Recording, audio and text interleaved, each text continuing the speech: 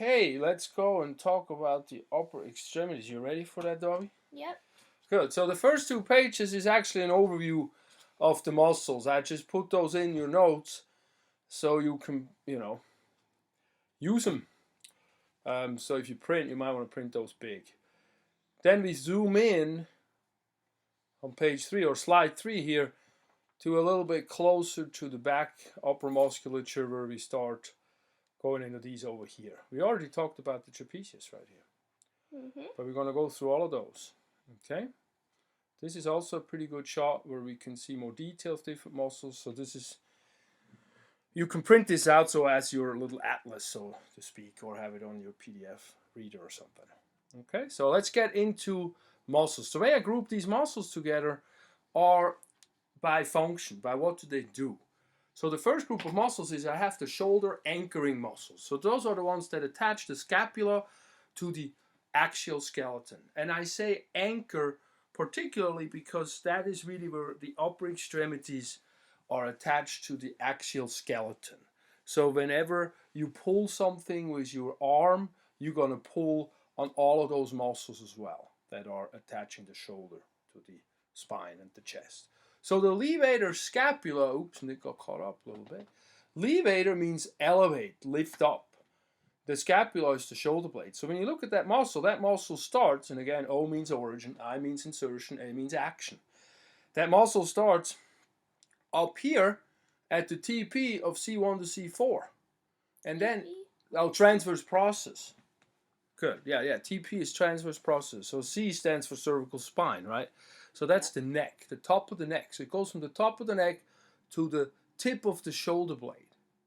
See that? Yep. So if you clavicle and the scapula? Well, actually, no. The clavicle goes to the front, and the shoulder blade is this thing here. It's not going to the front. It only goes to the shoulder blade. Okay. But if you poke somebody here, right by the top of the shoulder blades, they feel it. It probably feels good. It's usually pretty sore because I call this muscle. My boss is mad at me muscle because when you get like, nervous or so, you bring your shoulders up and it pulls it up. And so it's the levator scapula. It lifts up the scapula. So that's what it has. Elevation means lifting up. And then it also rotates the glenoid cavity down. You know what that means? No. Was that Chinese to you? A little. Oh, well, too bad. I tried to do Spanish. But that's the glenoid cavity right here where the arm attaches into it. Yeah. And so if that pulls up like that, you can see like there's a nail through here. Well, don't do it. But it rotates around this way, like a wheel. So when you pull up here, it sort of turns down this part. So that's what that means. Rotate the glenoid cavity down. That makes sense. Makes sense. Good wording. Yeah, I tried to make this as little words as possible. Sometimes it's a little goofy, but it works. This is a trigger point chart for this one. So again, trigger point, the red stuff shows us what hurts. And if this hurts in somebody, you can squeeze these points here, these X's, and see if that helps it. Actually, the squeezing might make it worse at first, but then when you release it, it helps it. And so that's a good test if you want to do some massage with the person. This here shows us a stretch. So I call this the sniff my armpit stretch. So actually, I do it seated more than standing, but I sit on this hand, and then so this pulls the shoulder down a little bit, and then I can reach across and pull on the ear and sort of rotate the neck slowly, more that it goes into the armpit. Then I get all of these muscles back here, more or less. Okay, that brings us to the next one, the next shoulder anchoring muscle, and that's the rhomboids. And the rhomboids are named because they look like a rhomboid, the shape, the rhomboid shape. So they're like here, from here from the spine out to the scapula, go down the scapula, and then reach back into the spine. So that's how they look. There's one on each side. Boom, looks like that. So actually, this is. Oh, I gotta change this picture because it's actually showing a different muscle, but we'll do that. But here you can also see it right here. It's indicated. Can you see that? So that one goes from the spine of C7 to T5 approximately, and then it goes into the medial border of the scapula. That's the. Sometimes they call that the middle border. Yeah, they call it the middle border, or sometimes they even call it the vertebral border, because it's closer to the vertebral spine. And so when that muscle does it, adducts the scapula. What does that mean? You know, pulls it in. Oh, So it pulls this inward. So you can see that when these fibers shorten, it pulls the whole thing in. But it also, you can visualize that now, right? It rotates the glenoid cavity down. It helps the other muscle. The other muscle is right up here. So it sort of works all together as a unit at that point. These are some little techniques here. Not to worry about right now. But that brings us back to the trapezius. And the trapezius, we've already talked about, EOP, ligamentum nuchae, that extension here from the spine back in the neck. That's a good one, right? yeah. And then it goes all the way down the spinous to T12. So that's all the way here. You see that all the way down. Really makes that shape. Yeah, I like this picture a lot. Yeah. Yeah, the online pictures are really good. If you don't understand something, go Google the stuff and go with images or with videos or YouTube. It really has a lot of good stuff on it. And the human brain just can understand things much easier when there's a visual with it, versus just being words. Oh yeah. We know about that, right? So birds are words. Birds, not birds. So we have this muscle. Then again goes to the spine of the scapula, the tip of the front here, the acromion process. You see that here, the spine of the scapula, and then the acromion here, and then it reaches to the front. We don't see that on this picture. But it goes into the clavicle. Here you can see the clavicle a little bit, the collarbone. So a third of the collarbone. So what does it do? It stabilizes and raises and retracts the scapula. Whoa. Stabilize. Okay, that's fine. We can stay it in place. We contract different fibers above and below. It stabilizes that this way. It doesn't move it up or down. Makes sense? Yeah. Then we can retract it or raise it. We pull it up. We can pull it back. That's retraction.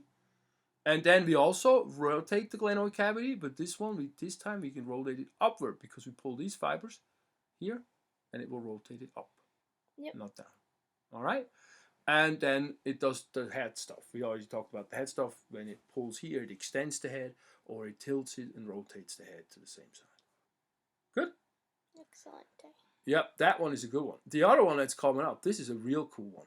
The Serratus Anterior, and not because of this guy. This guy's pretty goofy, but he shows the muscle. You can see those little muscle things coming down right here. These little. I can see that these a lot little, in the male gymnast these little, too. these little fingers. You see it in boxers real strong. You see these little fingers that come down. They look like a serrated knife when you actually have right. You could have like a knife and you could cut bread with it. Mm-hmm. That's why it's called serratus, because of that word. That's the real. It's for its shape. And so that one starts at the ribs here, rib 1 to 8, and it reaches into the anterior medial border of the scapula. So it goes to the inside, right by the rhomboids, really, a little on the inside more, of the shoulder blade. So when that contracts, so this here, this is flipping the shoulder blade back.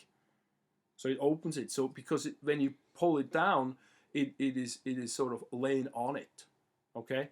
Mm-hmm. So it will cover it up. So it's really difficult to visualize it. But it protracts the scapula, so that means it pulls the scapula forward. You can see that when it contracts. It brings it in, and it holds it against the chest wall. Mm-hmm. So this muscle is crucial for everything that goes on with your upper extremity. If this muscle is not holding that shoulder blade into the chest, the whole upper arm is wimpy. Yeah. That makes sense, right? Oh, yeah. And so this is very important. So we have some trigger point patterns here, but these are really painful. When you have them, they're really tender. But you can strengthen it this way by not having the scapula flip back, by holding the scapula against the chest when you do just a plank. So that's what we could do with that. So that's a pretty important muscle. Serratus Anterior. Well, next one is our Pectoralis Minor. And the Pectoralis Minor is interesting. It hooks onto the shoulder blade from the front. See that little hook here? Yeah. And then it reaches into the front ribs, the top front ribs, pretty much straight down, a little angled, but very, very vertical. And so it actually starts here at the ribs, and in the rib 3 to 5, and it goes to the coracoid process of the scapula. Remember that? In the class, I teach it as the coracoid. Yeah, yeah. Because it's like you have the bird on the witch's shoulder standing there and saying coracoid, coracoid. And that's how I remember that thing, right? Yeah, exactly. Or the pirate. And so what it does, it depresses the shoulder blade forward, down, but it and it pulls it forward. So it also holds it against the chest wall. So it sort of anchors like the serratus comes from the back and it anchors it in, and this one comes from the front and it anchors it down. So it makes it stable. So that makes you understand why it's good to have those muscles. It elevates the ribs also when you deep breathe. When we deep breathe, we want to use everything we can to pull these ribs up. Mm-hmm. So then we can make more long volume. So that's what that muscle does. So this brings us to the next section. So we anchored that scapula to the shoulder blade. I mean the chest, the shoulder blade to the chest wall. And now we're going to pull that arm bone, the humerus, into the scapula. Mm-hmm. And that's the rotator cuff muscles. So that's when you say you have a rotator cuff injury or something, frozen shoulder, all that has to do with those muscles. And so that's 4 muscles. We have an acronym or a mnemonic: SITS, supraspinatus, infraspinatus, teres minor, and subscapularis. And they attach the humerus to the scapula. All right, let's go through them. This again is an integration picture. That's kind of nice. I like that a lot. It has everything pointed out. If you actually just watch the video, you just have the phone. You can make a little screenshot with it if you want. But let's